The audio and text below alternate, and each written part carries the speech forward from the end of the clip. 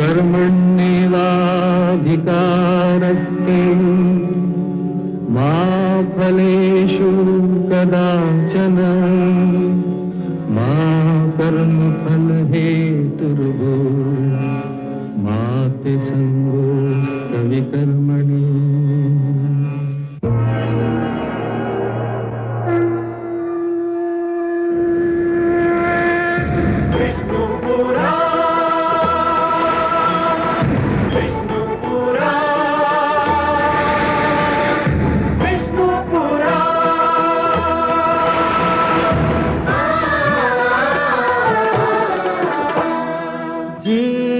ज्ञान ब्रह्म ज्ञान अथ श्री विष्णु पुराण ओम की कथा महान जय श्री विष्णु पुराण विष्णु पुराण विष्णु पुराण विष्णु पुराण प्रगटे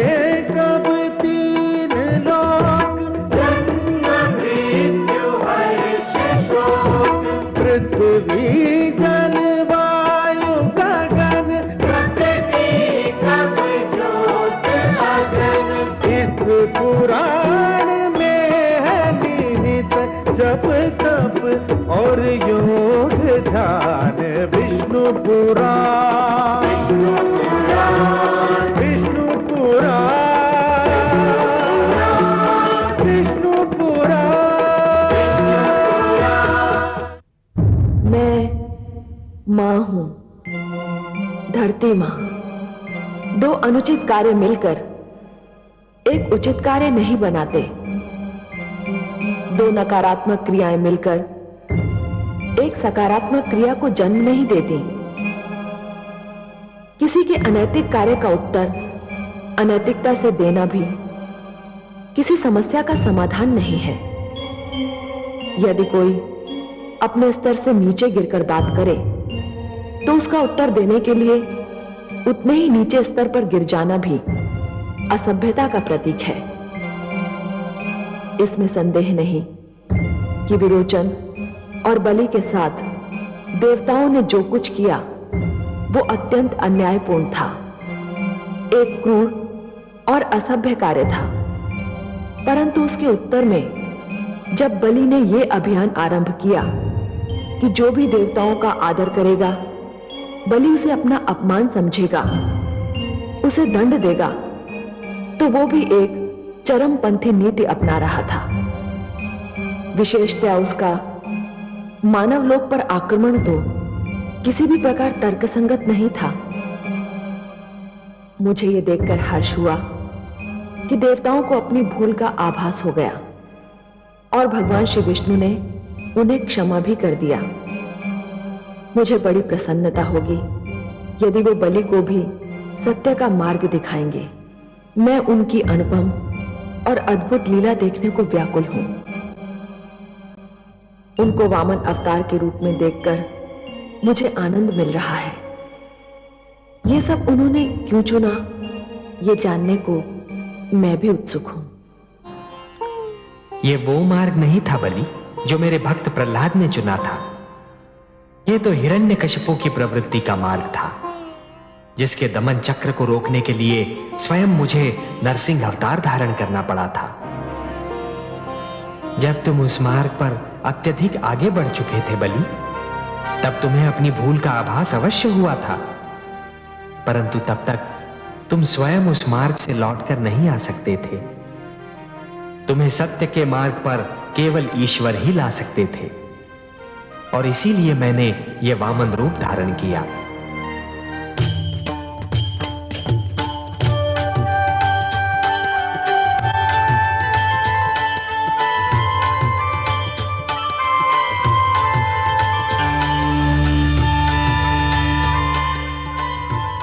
प्रणाम माता, आपकी जय हो। आयुष्मान भव वत्स।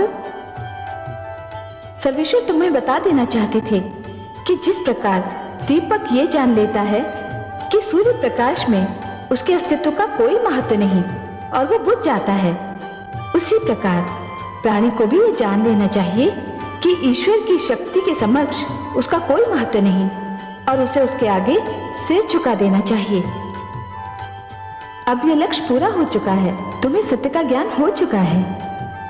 मेरा सिर झुक चुका है माते, और इसीलिए हम दोनों तुमसे अत्यंत प्रसन्न हैं।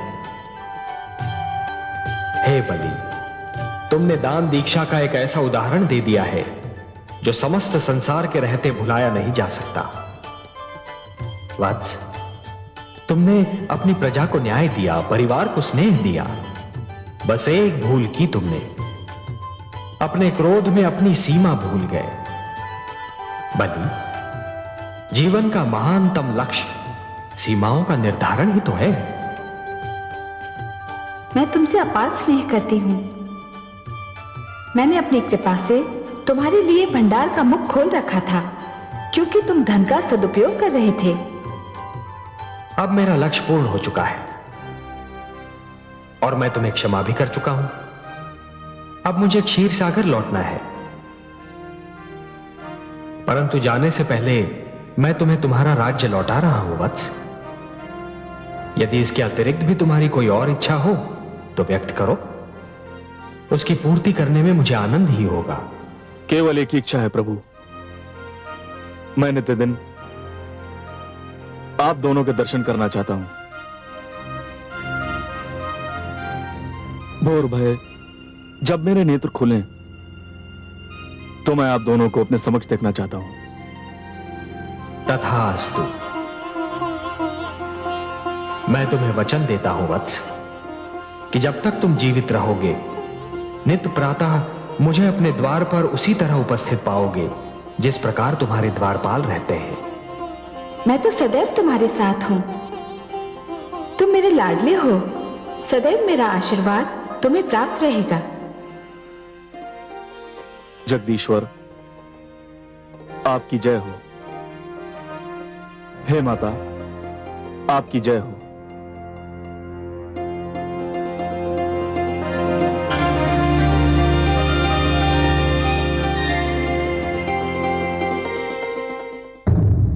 मैं मां हूं, धरती मां। व्यक्ति हो अथवा राष्ट्र, उसके चरित्र निर्माण की क्रिया में गुरु का बहुत महत्व है और गुरु बहुत महत्वपूर्ण भूमिका निभाता है। जीवन के सत्य और ईश्वर की पहचान भी तो गुरु ही कराता है। गुरु उदार हो तो शिष्य उदारता का प्रतिबिंब हो जाता है। गुरु अभिमानी हो तो शिष्य पर भी उसका प्रभाव पड़ता है। प्रहलाद और बलि के जीवन इसके सबसे बड़े उदाहरण हैं। प्रहलाद को देवर्षि नारद जैसे गुरु मिले और वो भक्ति के इतिहास में अमर हो गए। बलि को शुक्राचार्य जैसा गुरु मिला और फिर उसने अभिमान की धारा में बहकर जो कुछ किया, उसके निवारण के लिए भगवान श्री विष्णु को वामन अवतार लेना पड़ा। मुझे उनके पावन पग का स्पर्श मिला और मैं धन्य हो गई। वामन के अवतरण का दिन आज तक दक्षिण भारत, विशेषकर केरल में ओणम के रूप में मनाया जाता है। ओणम राजा बलि की दानशीलता का द्योतक है। यह त्योहार नववर्ष के उत्सव के रूप में सारे प्रदेश में बड़ी धूमधाम से मनाया जाता है। नौका दौड़ इस उत्सव का विशेष आकर्षण है। मुझे ना तो वामन का अवतरण भूल सकता है और ना राजा बलि की दानशीलता। मुझे आज भी दोनों बहुत प्रिय हैं।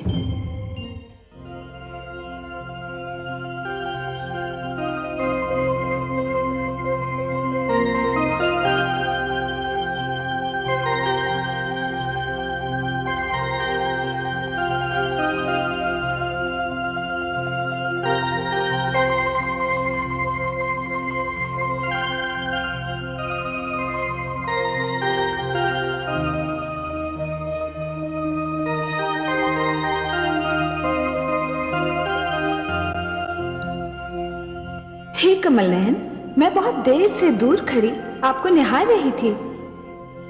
क्षमा कीजिए महादेवी, मुझे आपके आने का आभास ही नहीं हुआ। जब आप सृष्टि की चिंता में लीन होते हैं तो सदा आपकी यही दशा होती है। जिसको सारी जग की चिंता हो उसको इतना अवकाश ही कहां। नहीं महादेवी, यह बात नहीं है। आप तो हमारे तन मन में रमी हुई हैं। बल्कि मैं तो यह कहूंगा कि जब भी मैं स्वयं को देखता हूं तो मुझे अपने भीतर भी आप ही की झलक दिखाई पड़ती है। परंतु हे कमल नयन, जिसके मुस्कुराते मुख की कल्पना मात्र से मन में कमल खिल उठते हो, उस मुख पर चिंता की छाया हो तो सारी सृष्टि अंधकार में डूबी लगने लगती है। आपने वामन रूप लेकर बलि के अहंकार को समाप्त कर दिया था। आपने उस संधि को फिर से प्रस्थापित कर दिखाया जिसके अंतर्गत सदा के लिए देवलोक पर देवताओं का, असुर लोक पर असुरों का और मानव लोक पर मानवों का आधिपत्य बना रहेगा। तो फिर हे क्षीर सागर वासी, आप किस चिंता में डूबे हैं?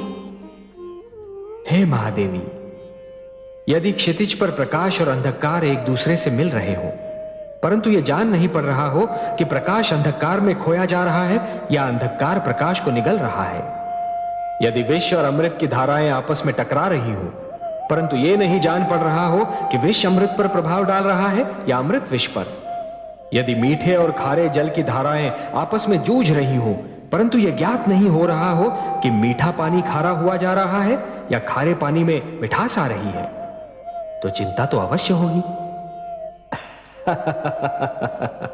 कहने का तात्पर्य यह है महादेवी कि इस समस्त घटना चक्र में एक ऐसी घटना घटी है जो नहीं होनी चाहिए थी। बल्कि मैं तो यह कहूंगा कि यह घटना ऐसी घटना है जिसका परिणाम बहुत समय उपरांत ही ज्ञात होगा। मैं समझी नहीं पद्मनाभ। महादेवी, असुर और मानव आक्रमणकारी और आक्रमण के लक्ष्य के रूप में ही सही, पर एक दूसरे के संपर्क में आ गए हैं। तो क्या हुआ कमल नयन? तो क्या हुआ महादेवी? यदि इस संपर्क के कारण असुरों में मानवों के गुण आ जाएं, तब तो अति सुंदर होगा। परंतु कहीं यदि मानव में असुरों के अवगुणों का समावेश हो गया तो यह एक बहुत बड़ी दुर्घटना होगी। मानव के मस्तिष्क में अहंकार भर जाएगा और वो स्वयं को ईश्वर मानने लगेगा। पर ऐसा क्यों होगा? मैंने कब कहा कि ऐसा होगा? महादेवी, क्या होगा ये तो विधाता ही जाने, पर ऐसा हो सकता है इतना तो मैं अवश्य सोच सकता हूं। और महादेवी, मेरी इस सोच का एक कारण भी है, और वो कारण ये है कि मानव जितना सुंदर है उतना ही उतावला, वो जितना बलवान है उतना ही दुर्बल, और उसका हृदय जितना विशाल है उतना ही वो लोभी भी है। और मेरी चिंता यह है महादेवी कि कहीं उसका उतावलापन, उसकी दुर्बलता और उसका लोभ उस पर विजय न पाले, जिससे उसकी अवनति हो जाए। और मानव की अधोगति का विचार मात्र ही मुझे व्याकुल कर देता है महादेवी। मैं मां हूं, धरती मां। मैं तुमको जिस युग की कथा सुना रही हूं वो बहुत अद्भुत युग था। शिक्षा, ज्ञान और विद्या की दृष्टि से वो महान युग था। धरती पर सरस्वती की कृपा की शीतल छांव बिखरी हुई थी। वशिष्ठ, अंगिरा और जमदग्नि जैसे महान ऋषि दोनों हाथों से विद्या का धन लुटा रहे थे। मानव लोक में उनके यश की धूम मची हुई थी। उनके आश्रम ज्ञान विज्ञान के मंदिर थे। नित दिन नए वैज्ञानिक आविष्कार हो रहे थे। विद्यार्थियों और शिक्षार्थियों की भीड़ इन आश्रमों की ओर यूं खिंच रही थी जैसे पुजारी तीर्थ स्थानों की ओर खींचते हैं। इन आश्रमों के द्वार सबके लिए खुले थे। ऋषियों की लोकप्रियता अपने शिखर पर पहुंच चुकी थी। उनकी धर्म संसद राजाओं का पथ प्रदर्शन करती थी। उनके आचरण पर कड़ी दृष्टि भी रखती थी। परंतु जैसा कि अक्सर देखा गया है, मनुष्य बहुत जल्दी प्रतिबंधों से घबरा जाता है। धर्म संसद की कड़ी दृष्टि कुछ राजाओं को अखरने लगी। वे ऋषियों को अपना प्रतिद्वंदी समझने लगे। धर्म संसद के रूप में ऋषियों की शक्ति से उन्हें भय लगने लगा। वे घुटन महसूस करने लगे और ऋषियों की शक्ति को ललकारने के लिए उतावले हो उठे। ऐसे राजाओं की अगुवाई कर रहा था महेशमती नरेश राजा सहस्रार्जुन। राजपुरोहित, आप हमारी दी हुई सुविधाओं का अनुचित लाभ उठा रहे हैं। हमें अखेट पर जाने से रोकने का आपको साहस कैसे हुआ? क्षमा करें महाराज, किंतु मैंने जो कुछ भी कहा आपके और समस्त राज्य के हित में कहा। ग्रहों की दशा इस बात की अनुमति नहीं देती कि कल आप आखेट पर जाएं। ग्रह दशा कहती है कि यदि आप आखेट पर गए तो कुछ भी अशुभ घट सकता है। मैं अच्छी तरह जानता हूं, यह ग्रह दशा, यह भविष्यवाणियां, यह लगन और यह समय का निर्धारण हम जैसे राजाओं पर अंकुश लगाने के बहाने हैं। इस ढंग से आप हमारी स्वतंत्रता को अपने वश में करने की चेष्टा करते हैं। ये सारे आडंबर आप जैसे विद्वान इसलिए रचते हैं कि हम जैसे राजा आपके अधीन रहें। मैं आखेट पर जाऊंगा और मेरे इस निर्णय को कोई नहीं बदल सकता।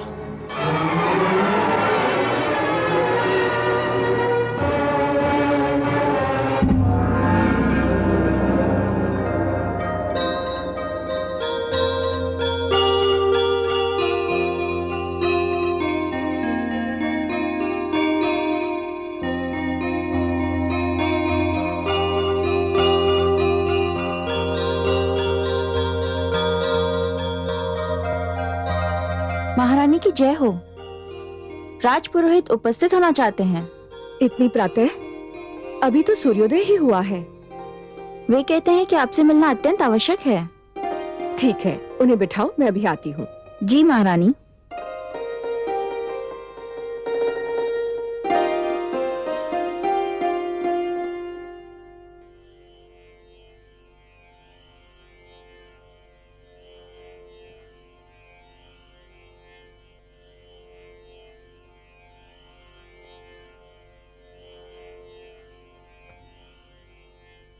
आप स्थान ग्रहण कीजिए।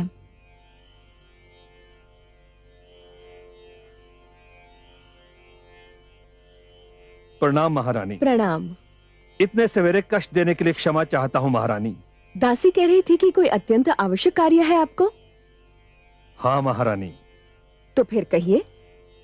महाराज सहस्रार्जुन आज आखेट पर जा रहे हैं। ये तो कोई नई बात नहीं है राजपुरोहित जी, और ना ही मैं इसे इतनी आवश्यक सूचना समझती हूँ जिसके लिए सूर्योदय होते ही किसी को कष्ट दिया जाए।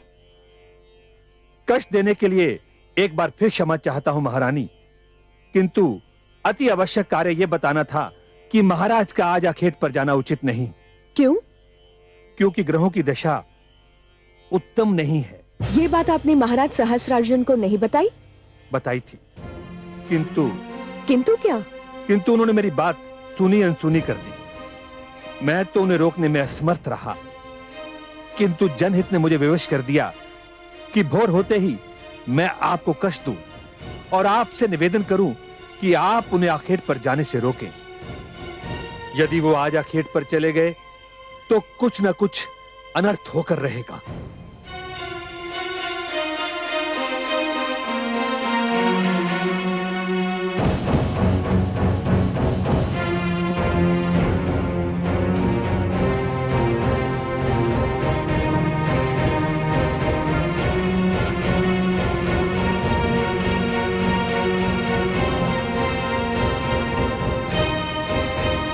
महारानी पधार रही है।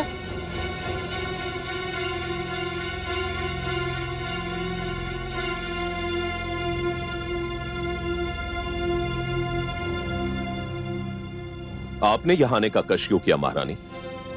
हम अखेट पर जाते तो आपसे मिलकर ही जाते। मुझे इसलिए आना पड़ा महाराज कि मैं नहीं चाहती कि आज आप आखेट पर जाएं। क्यों? समझ गए, हमारे राजपुरोहित तो हमें वश में कर नहीं सके, इसलिए हमें वश में करने के लिए उन्होंने आपका आश्रय लिया। राजपुरोहित का कहना है कि आज ग्रह दशा उत्तम नहीं है। आप भी किन की बातों में आ गई महारानी? इन राजपुरोहितों ने अपनी महत्ता जताने के लिए ये सब आडंबर रच रखे हैं। ग्रह दशा, शुभ घड़ी, उत्तम लग्न, ना ही इन बातों की कोई महत्ता है और ना ही इन ढोंगियों की। ठीक है, तो इसे मेरी ही विनती जानकर मान लीजिए और आखेट पर मत जाइए। आप अच्छी तरह जानती हैं महारानी कि मैं आपकी बात कभी नहीं टालता,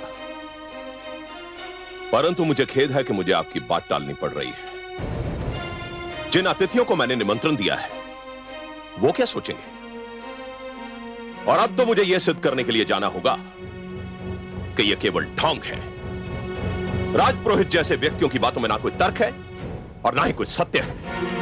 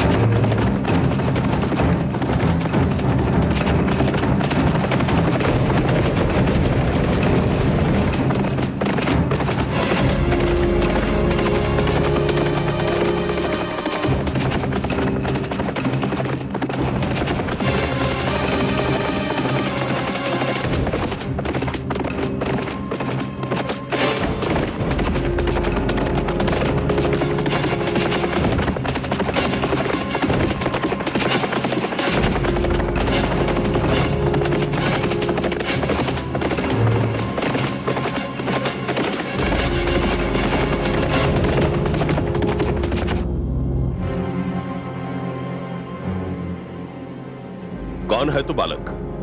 मैं ऋषि जमदग्नि का पुत्र कलश हूँ। तो हमारा मार्ग रोक के क्यों खड़ा है? हट जा सामने से। मैंने आपका मार्ग नहीं रोका, आप मेरे मार्ग पर आ गए हैं। देखते नहीं इस पद पर हमारा आश्रम है।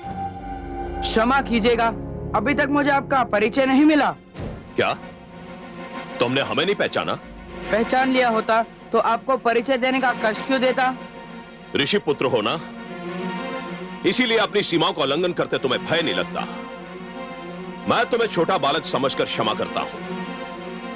हम महेशमती नरेश महाराज सहस्त्रार्जुन हैं। प्रणाम महाराज, बड़ी प्रसन्नता हुई आपके दर्शन करके और आपका नाम जानकर। सुना है तुम्हारे पिता के आश्रम में बड़े सुंदर मृग समूह हैं। आपने ठीक सुना है महाराज। हम उनके आखेट के लिए यहाँ आए हैं। आप यहीं ठहरिए, मैं पिताश्री से पूछ कर आता हूँ क्या बंदर आ सकते हैं या नहीं। रुक जाओ पुत्र। इससे पहले कि तुम्हारे मुख से महाराज सहस्त्रार्जुन के लिए कोई शाप या अपशब्द निकले, मैं इनसे कुछ पूछना चाहता हूं। महाराज, आपने मेरे पुत्र पर प्रहार क्यों किया? उसे यह जताने के लिए कि राजा से प्रश्न नहीं किया जाता, राजा का मार्ग नहीं रोका जाता। इसका यह साहस कि हमसे कहे कि हम आश्रम में तभी जा सकते हैं जब आप इसकी अनुमति दें। क्या शिष्टाचार यह नहीं कहता महाराज कि किसी के घर में प्रवेश करने से पहले उसकी अनुमति ली जाए? घर? जिस धरती पर यह घर बना है वो धरती हमारी है, यह पूरी धरती हमारी है। इसलिए इस धरती पर जो भी वस्तु बनी है वो हमारी है। मानव तो धरती का क्षणिक स्वामी होता है महाराज, क्षणिक स्वामी। धरती का प्रथम और अंतिम स्वामी ईश्वरी है। आपसे पहले भी इस धरती के स्वामी कई आए और आकर चले गए, और आपके उपरांत भी कई आकर चले जाएंगे। क्या हुआ स्वामी? क्या हुआ स्वामी? अपने पुत्र को देखो। पुत्र? पुत्र तुम्हें घायल किसने किया? महाराज सहस्त्रार्जुन मेरी प्रार्थना है कि आप यहां से लौट जाएं। और यदि मैं आपकी विनती अस्वीकार कर दूं तो फिर जो कुछ भी होगा उसका उत्तरदायित्व मुझ पर नहीं होगा। देखिए ऋषिवर, मैं यहां खेड करने आया हूं और आखेट करके ही जाऊंगा। आप में इतना साहस, इतना बल नहीं कि आप मेरा मार्ग रोक सके। अन्याय को रोकने के लिए शारीरिक बल और शक्ति की आवश्यकता नहीं होती महाराज, उसे नैतिक शक्ति से भी रोका जा सकता है और मैं इसी साधन से आपका मार्ग भी रोक लूंगा। शिष्यों, धरती पर लेट जाओ।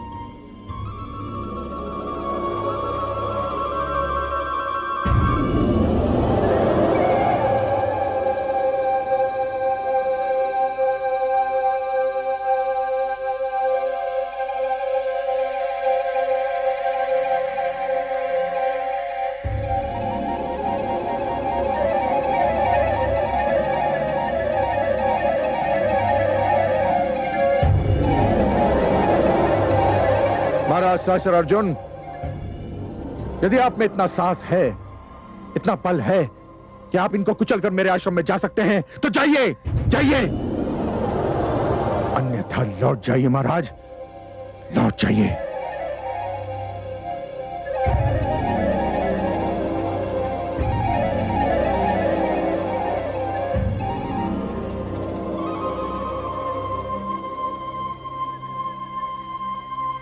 चलो।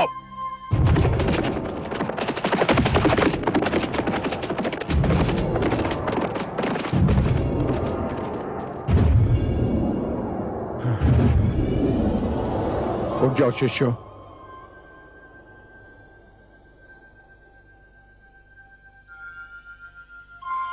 आओ पुत्र।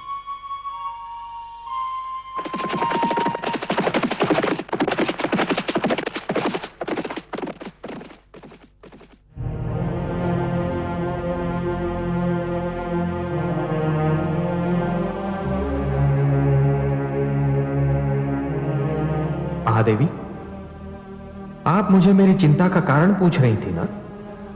यही है मेरी चिंता का कारण। इसी क्षण की शंका मेरे मन में रह रहकर उभर रही थी। देखा आपने? देखा? असुरों और मानव का क्षणिक संपर्क अपना रंग दिखा रहा है। हाँ कमल नयन, मैं बड़े दुख से देख रही हूं कि जिस मानव को फांस भी चुभे तो आप व्याकुल हो जाते हैं।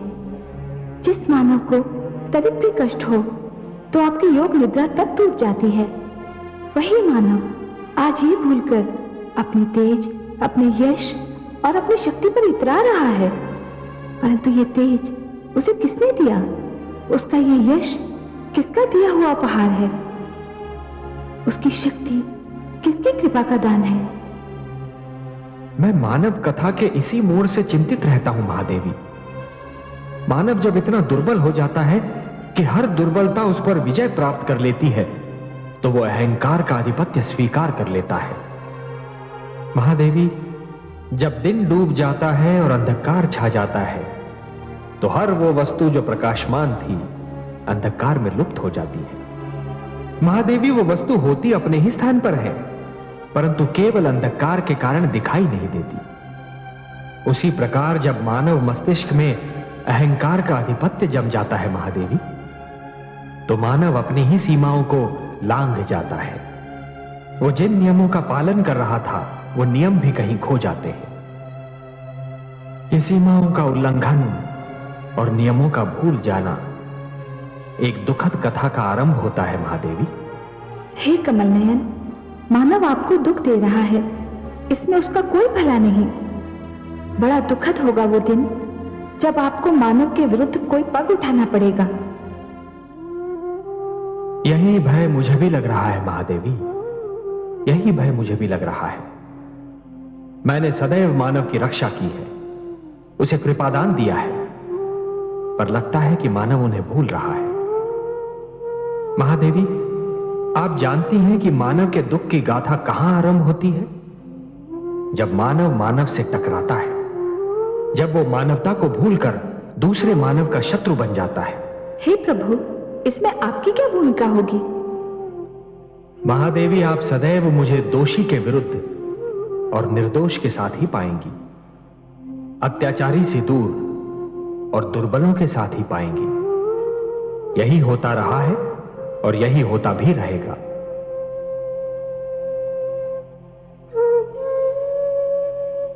ऋषिवर, अब आपको कुछ भी कहने की आवश्यकता नहीं है। हम सभी ऋषिगण को इस दुखद घटना की सूचना मिल चुकी है। महाराज सहस्त्रार्जुन ने जो किया वो अत्यंत दुर्भाग्यपूर्ण है और ये किसी राजा को शोभा नहीं देता। सहस्त्रार्जुन को इसका दंड मिलना ही चाहिए। ऋषिगण, मैं इस घटना को मात्र एक घटना मानने के लिए तत्पर नहीं हूं। मुझे इस घटना में एक नई प्रवृत्ति का सूत्रपात दिखाई दे रहा है। हे ऋषिवर, हम आपके कथन में छुपे संकेत का भेद जानने में असमर्थ हैं। कृपया हमें स्पष्ट करें कि यह किस प्रवृत्ति का सूत्रपात है। मैं बहुत समय से देख रहा हूं कि कुछ राजा और सम्राटगण हम ऋषियों के अस्तित्व को अपने लिए एक चुनौती मानने लगे हैं। वे हमारे परामर्श को हस्तक्षेप, हमारे उपदेश को अपने ऊपर अंकुश और हमारे द्वारा दिए गए मार्गदर्शन को अपनी स्वतंत्रता का हनन समझने लगे हैं। उन्हें यह भ्रम हो गया है कि आश्रम राज शक्ति के समानांतर एक शक्ति बनती जा रही है। वे मानने लगे हैं कि आश्रम राजनीति का केंद्र बन गए हैं। महाराज सहस्रार्जुन द्वारा ऋषि जमदग्नि के पुत्र कलश पर यह निर्मम प्रहार इस बात का संकेत है कि राजागण आश्रम संस्था पर प्रहार करने के लिए उतावले हो रहे हैं। परंतु हमने तो राजशक्ति को कभी चुनौती दी ही नहीं ऋषिवर। समस्त संसार जानता है कि हमारे आश्रम शिक्षा और विज्ञान के केंद्र हैं, राजनीति के केंद्र नहीं। हमारे आश्रम ने संसार को विद्वान और वैज्ञानिक दिए हैं, राजनीतिज्ञ नहीं। ऐसा संसार जानता है, ऐसा हम समझते हैं, किंतु राजाओं को यही भ्रम है कि हम उन्हें ललकार रहे हैं। तो क्या इसका अर्थ यह हुआ ऋषिवर कि हम महाराज सहस्त्रार्जुन के अत्याचार को यूं ही चुपचाप सहन कर लें, पी लें? कदापि नहीं। आपके पुत्र पर प्रहार समस्त धर्म संसद के आदर और सम्मान पर प्रहार के समान है। आपका कथन उचित है। महाराज सहस्त्रार्जुन को सप्तऋषि सभा के समक्ष प्रस्तुत होकर अपने दुष्कर्म का उत्तरदायित्व लेना होगा। महाराज सहस्त्रार्जुन तक यह संदेश पहुंचा दें कि कल वे सप्तऋषि सभा के समक्ष उपस्थित हों। जो आज्ञा ऋषिवर।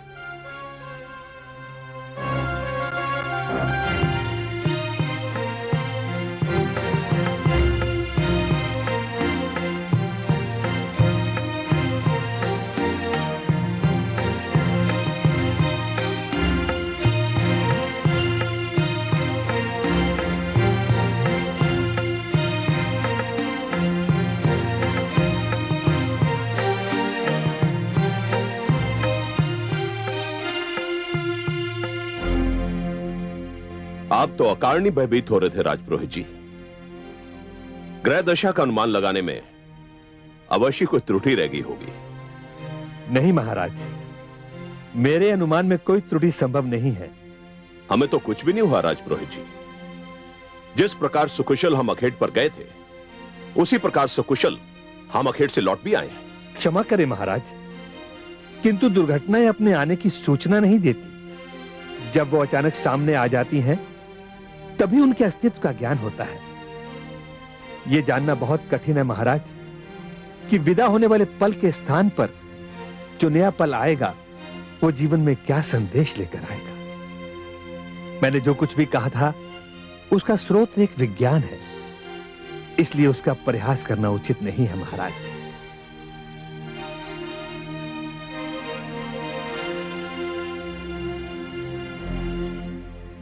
महिष्मति नरेश की जय हो। धर्म संसद से एक ऋषिवर सप्तऋषि सभा का संदेश लेकर आए हैं।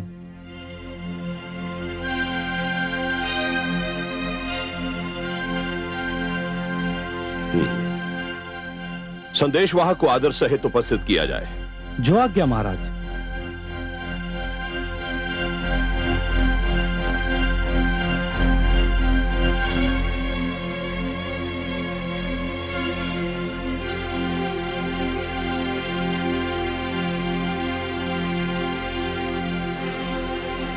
प्रणाम महाराज सहस्रा अर्जुन। मैं आपके आगमन का उद्देश्य जानना चाहता हूं। मैं धर्म संसद की ओर से आपके लिए संदेश लाया हूं। संदेश सुनाया जाए। धर्म संसद ने इच्छा प्रकट की है कि महेशमती नरेश कल प्रातः उसके समक्ष उपस्थित हों। इस इच्छा का कारण भी बताया जाए। क्षमा राजन, कारण के विषय में मैं कुछ भी कहने में असमर्थ हूं। और यदि मैं धर्म संसद की इच्छा का आदर करना अस्वीकार कर दूं तो? नहीं महाराज, नहीं। ऐसा कोई भी निर्णय लेना सर्वथा अनुचित होगा। यदि सप्तर्षियों ने इच्छा व्यक्त की है तो हमें ऋषियों की इच्छा से आदेश की दुर्गंध आ रही है और हम नहीं चाहते कि ऋषि हमें आदेश दें। इसलिए जाकर कह दो ऋषियों से कि हमें उनका निमंत्रण स्वीकार नहीं है।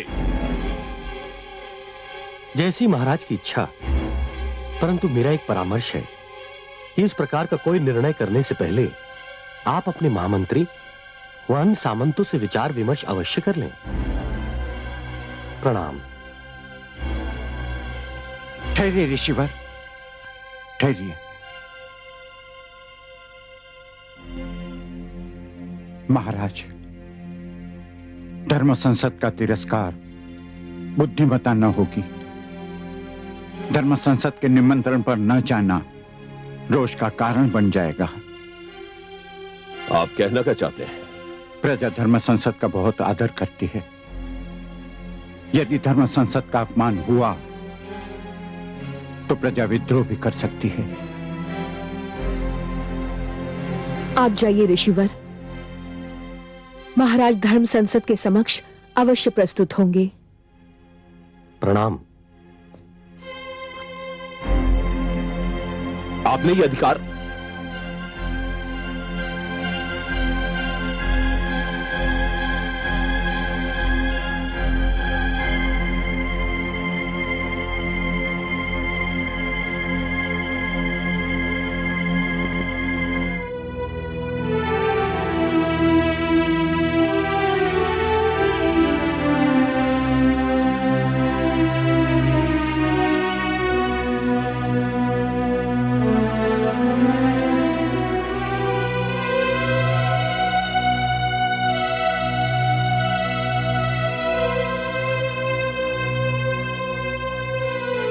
आपके नेत्रों के संकेत ने हमारे होंठ सी दिए थे महारानी, इसलिए हम कुछ कह नहीं सके। परंतु हमारी ओर से धर्म संसद का निमंत्रण स्वीकार करना हमें अच्छा नहीं लगा। क्षमा करें स्वामी, परंतु उस समय आप आवेश में थे और आवेश में लिए जाने वाले निर्णय बहुधा हानिकारक सिद्ध होते हैं। हम राजा हैं महारानी, और इस धरती के बहुत बड़े क्षेत्र के स्वामी हैं। इस क्षेत्र पर हमारा आधिपत्य है, हमारा राज्य है। इस क्षेत्र में रहने वाले समस्त प्राणी हमारे आदेश का पालन करते हैं। ऋषि भी इसी क्षेत्र के वासी हैं, उन्हें भी हमारे आदेश का पालन करना चाहिए। हम उनके आदेश का पालन क्यों करें? स्वामी, ये सत्य है कि ऋषिगण भी इसी क्षेत्र के वासी हैं, परंतु ये भी सत्य है कि हम जिस जीवन प्रणाली को मानते हैं उसमें ऋषियों का एक विशेष स्थान है।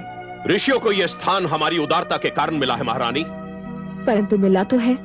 इसका अर्थ यह तो नहीं कि वो हमसे टकराने लगे, हम पर आदेश चलाने लगे। नहीं महारानी, ऋषि अपने आप को आवश्यकता से अधिक शक्तिशाली समझने लगे हैं। इनकी शक्ति पर अंकुश लगाना होगा। मेरे विचार में यह अनुचित होगा। क्यों अनुचित होगा?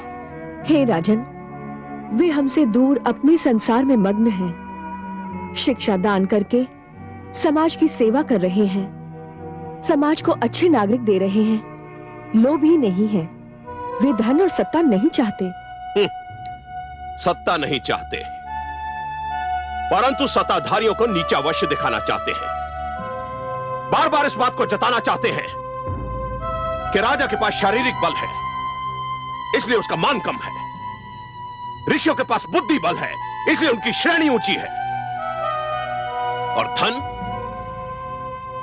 महारानी आप जानती हैं आश्रमों में कितना धन है? उनके पास राजकोष से अधिक धन है महारानी। ये धन तो उनको धनाढ्य शिष्यों ने दिया है। वे तो शिक्षा के लिए शुल्क भी नहीं लेते। आप कुछ भी कहे महारानी, मेरा वहां जाने को मन नहीं करता। परंतु बुद्धिमता की यही मांग है। यदि आप समझते हैं कि ऋषिगण राजशक्ति को ललकार रहे हैं, तो भी आपका उनके पास जाना और हर बात को तर्क की तुला में तोलना आवश्यक है। मैंने बस यही सोचकर आपकी ओर से उनका निमंत्रण स्वीकार कर लिया था। और मेरी विनती है, मुझे विश्वास है कि आप मेरी लाज रखेंगे।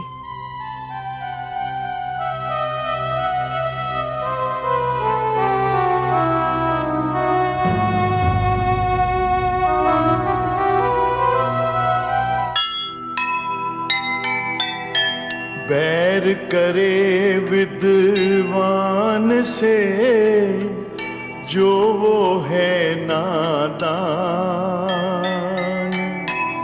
पूंजी हर एक देश की होते हैं विद्वान। जो विद्या के केंद्र हैं, मंदिर उनको जान है। शिक्षा ही में निहित मानव का उत्थान, मानव का उत्थान। जो सुनेगा ये पुराण पाएगा सुख और ज्ञान, पाएगा सुख और ज्ञान। कर्म को ही धर्म जान, प्रेम की तू छेड़तान, प्रेम की तू छेड़तान। बीते युग बता रहे हैं, बीते युग बता रहे हैं, सत्य पथ पे चल सुजान। विष्णु पुराण